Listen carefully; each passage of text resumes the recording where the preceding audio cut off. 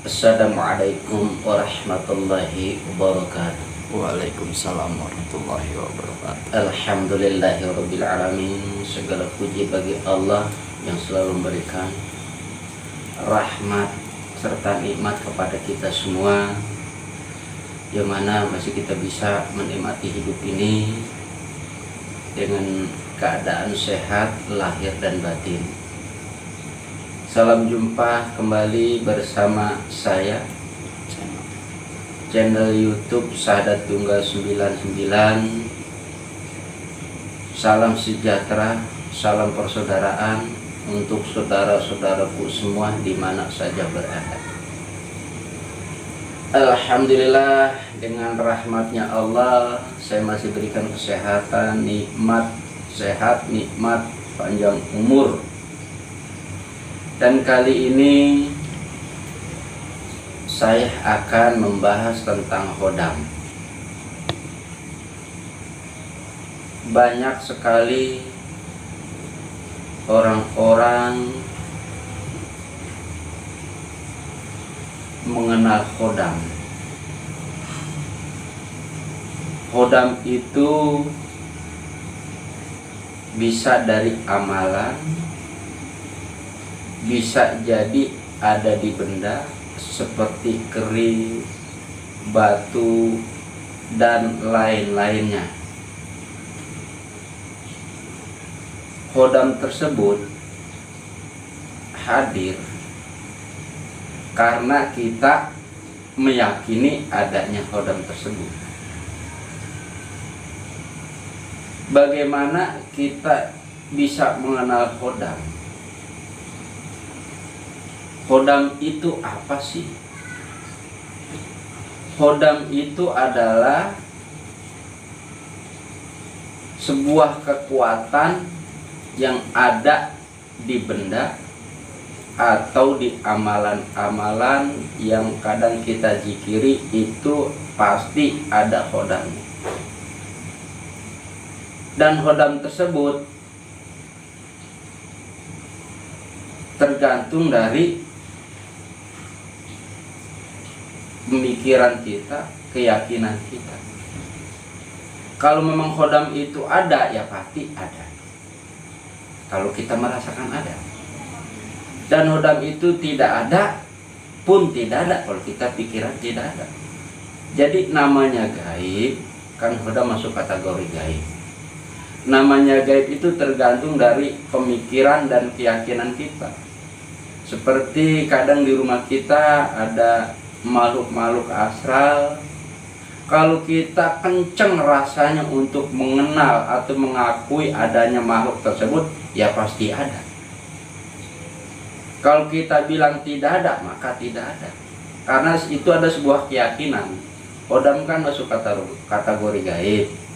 Ya prasangka kita bilang ada, pasti ada. Kalau enggak, ya enggak. Ya di sini kenapa saya harus bahas khodam?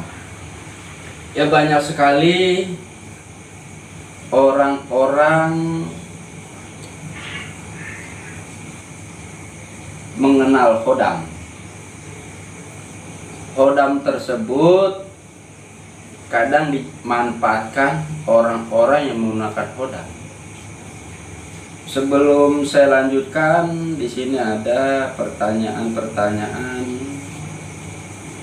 dari netizen. Langsung saja ditanya oleh dari tim. Oke, saya mau nanya nih, kalau misal kan banyak nih orang-orang sekarang pada menggunakan khodam tuh salah guna. Itu gimana kalau masalah manfaatnya? Apakah ada manfaatnya dalam khodam itu? Bagaimana kita mengetahui dan apa manfaat serta bahayanya khodam? Manfaatnya khodam ada, bahayanya pun ada. Apa manfaatnya? Ya kadang kita dominan orang-orang yang memainkan alat-alat mistik seperti ajimah-ajimah lainnya ataupun seperti batu cincin ini. Di sini kalau kita sugesti kita kencang bahwa ini ada udangnya, ini pasti ada udangnya. Dan di sini juga ada fungsinya hodam tersebut. Fungsinya ya mungkin ada orang megang benda, wapak, isim serta lainnya, ada dipegang di badannya tuh barang tersebut, dan hodam tersebut bisa memberi kekuatan dan memberi perlindungan. Ada hodam yang namanya hodam pengasihan, ada yang namanya hodam penglaris, ada yang namanya hodam pemikat, ada namanya hodam kekebalan, dan banyak sekali hodam-hodam itu tergantung dari permintaan kita terhadap orang-orang yang memberi isim atau ajimah lainnya. Dan bahayanya hodam itu kategori jin. Ya namanya jin itu bahasa dari saya belajar dulu, seingat saya, sebaik-baiknya jin kejahatannya manusia. Maka kalau orang sudah main hodam, pasti efek negatifnya banyak. Contoh, dia punya benda keris, ajimah dan lainnya di rumah. Kadang ada di benda tersebut ada klotak berbunyi, itu ada. Kadang benda itu bisa mewujudkan hodam dengan kelebatan di rumah kita. Itu bahayanya. Dan bahayanya hodam tersebut, kalau kita tidak bisa menundukkan hodam tersebut, banyak efek negatifnya. Yang pertama, bisa kita sakit. Yang kedua, bisa uring-uringan. Yang ketiga, bisa rumah tangga tidak nyaman. Yang dominan, yang keempat, bikin jiwa pikiran kita tidak tenang. Karena hodam itu mengganggu dari kehidupan kita. Karena berprinsip begini, dia digunakan, dia dimanfaatkan, tapi dia tidak beri makan. Akhirnya timbul ketakutan kita tentang hodam. Akhirnya apa? Kita nyajin lah, bikin inilah, bikin itulah, katanya diminta inilah, minta itulah. Nah, situ bahayanya. Bahayanya keimanan kita terhadap Allah itu hilang. Karena kita sudah meyakini akan kekuatan tersebut, sehingga kita selalu minta kekuatan yang ada di hodam tersebut. Nah, di sini bahayanya keimanan kita, keyakinan kita terhadap Allah, maka hilang karena sudah meyakini kekuatan hodam, sehingga kekuatan Allah diabaikan. Ini bahayanya, sangat bahaya. Dan hodam-hodam tersebut memang menggoda, mengganggu kita karena dia jenis jin, supaya kita beralih minta pertolongan, perlindungan terhadap hodam tersebut, sehingga kita lupa bahwa kita ini bertuhan. Bahkan kita mengaku beragama. Kenapa Allah Tuhan kita tidak dijadikan sebagai pelindung dan penolong kita? Hati-hati. Sudah banyak murid-murid pasien saya datang kemari, saya bilang keluarin itu benda-benda di dompet lu, keluarin semua yang kamu dapat dari mana-mana. Itu bahaya kalau kamu gunakan, kalau kamu jadikan ini sebuah pegangan. Memang tulisannya kalimat-kalimat Allah, tapi kan kadang kita kurang berakhlak juga, kurang beradab juga.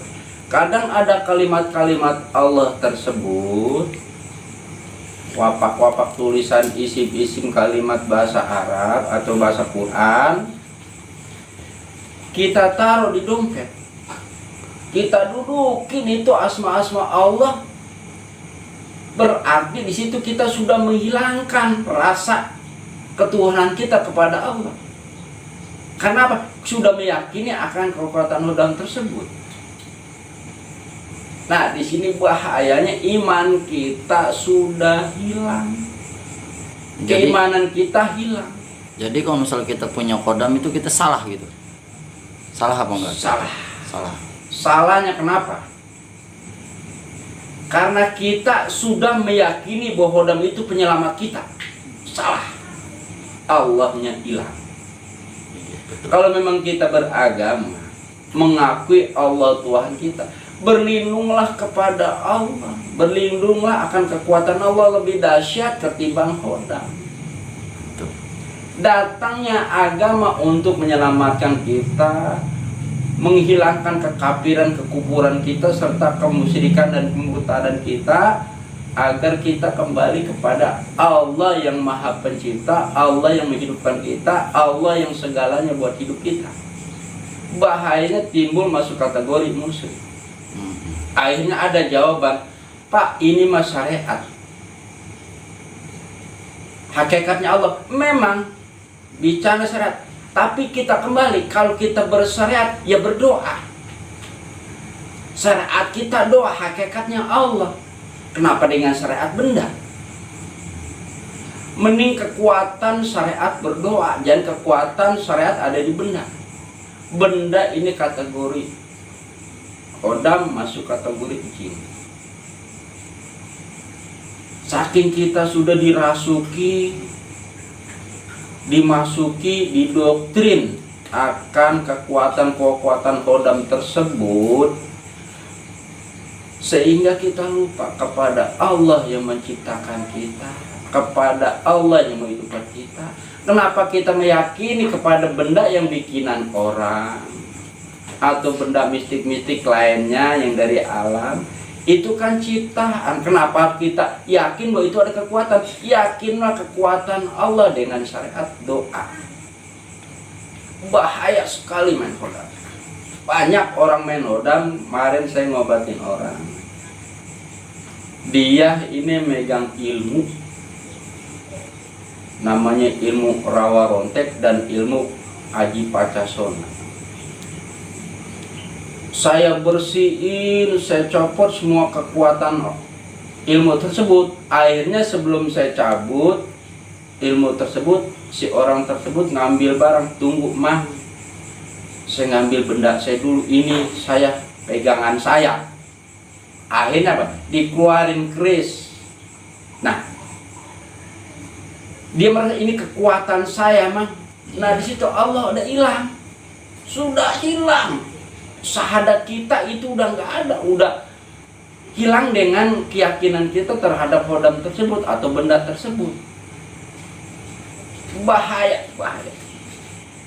Sekali lagi, kalau memang bersyariat, bersyariatlah kepada doa.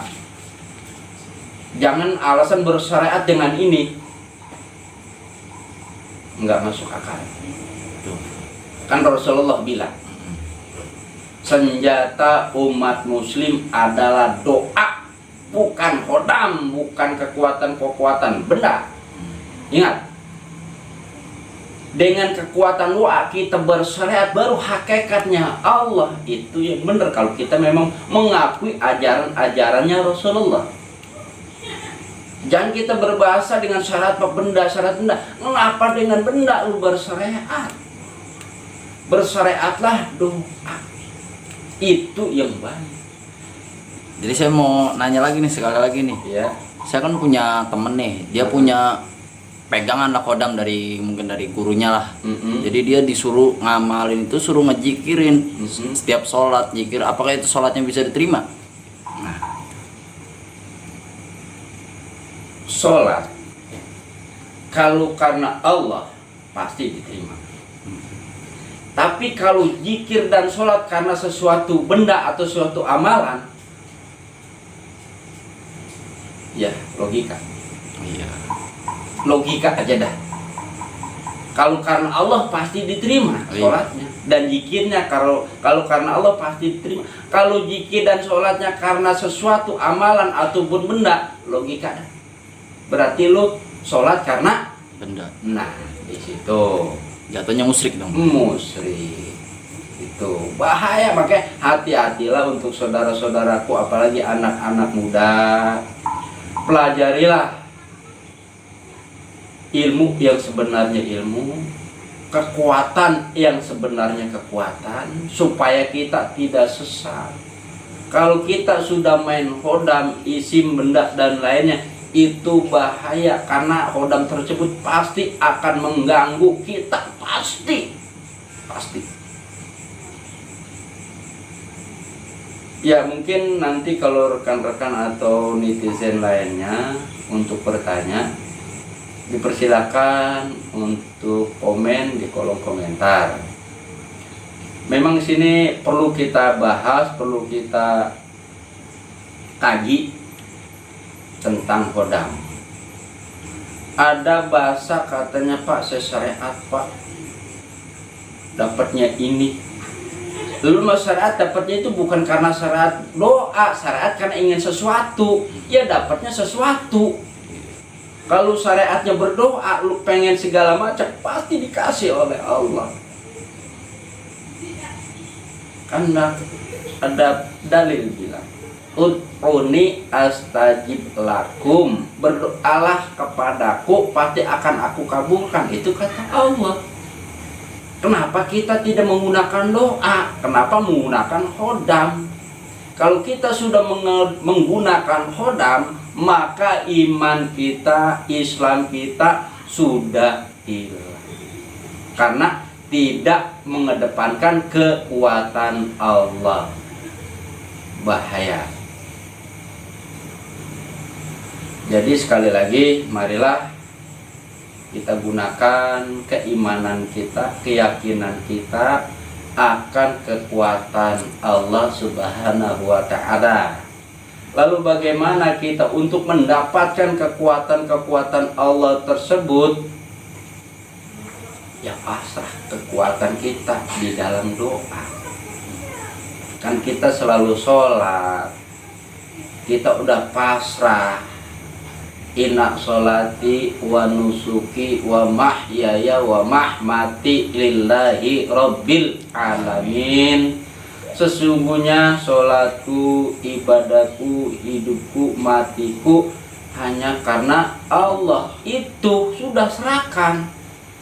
Jadi kalau misalkan buat kita punya hodam nih, kita mau ngebuang biar dia nggak ganggu kita, gimana tuh caranya? Apakah emang kita tinggal buang aja terus dia nggak ganggu kita? Apakah begitu? Apa ada sifat buruknya lagi, sifat bahayanya? Masih ada bahayanya. Bisa kita udah nggak menggunakan, itu kita buang. Karena di situ ada ijab kabul sebelumnya atau ada zikir tirakat lainnya, perjanjian. Akhirnya ada perjanjian sudah menyatu dia dalam kehidupan kita. Lalu bagaimana untuk menetralisir agar dia nggak ada atau mengganggu kita lagi? Ya itu mah datang aja kemari. Insya Allah saya bantu. Oke, terus sarannya buat teman-teman kita nih di luar sana gimana nih?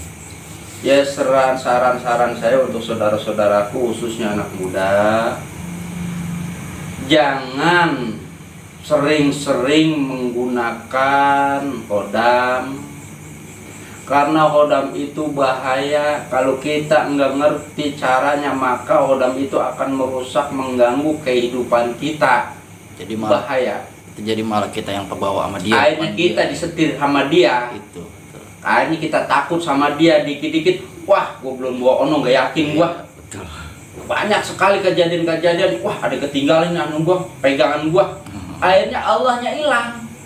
Nggak ada bahasa alasan syariat, nggak ada di mata saya. Tetap syariat mah berdoa, bukan syariat dengan hodam. Jadi keyakinan kita, karena kita sudah selalu mengedepankan hodam, maka sudah hilang iman kita, Islam kita sudah hilang. Sekali lagi, untuk syariat berdoa, bukan hodam, bukan isim dan jenis benda lainnya, bukan. Ya saran saya sekali lagi, gunakanlah syariat dengan berdoa. Untuk rekan-rekan di sana, jangan dengan syariat bendanya. Kalau kita benar-benar mengaku Islam yang sebenarnya Islam, kan kata Allah, ya ayyuhalladzina amanud khulu fi silmi kafa. hai orang-orang yang beriman, masuklah ke Islam secara keseluruhan. Mereka masuk ke Islam dengan secara keseluruhan. Dengan apa? Dengan syarat berdoa, bukan syarat dengan benda, isim, keris dan lain-lain. Nggak ada. Nggak ada. Islam nggak ada. Buang jauh-jauh. Buang. Syaratnya sekali lagi berdoa. Ya, cukup sampai sini penjelasan tentang Khodam. Kalau memang Ada pertanyaan nanti saya lanjutkan atau saya bahas selanjutnya lebih detail tentang Khodam. Sebelum dan sesudahnya, semoga konten ini manfaat untuk saudara-saudaraku semua. Saya akhiri, wassalamualaikum warahmatullahi wabarakatuh. Waalaikumsalam warahmatullahi wabarakatuh.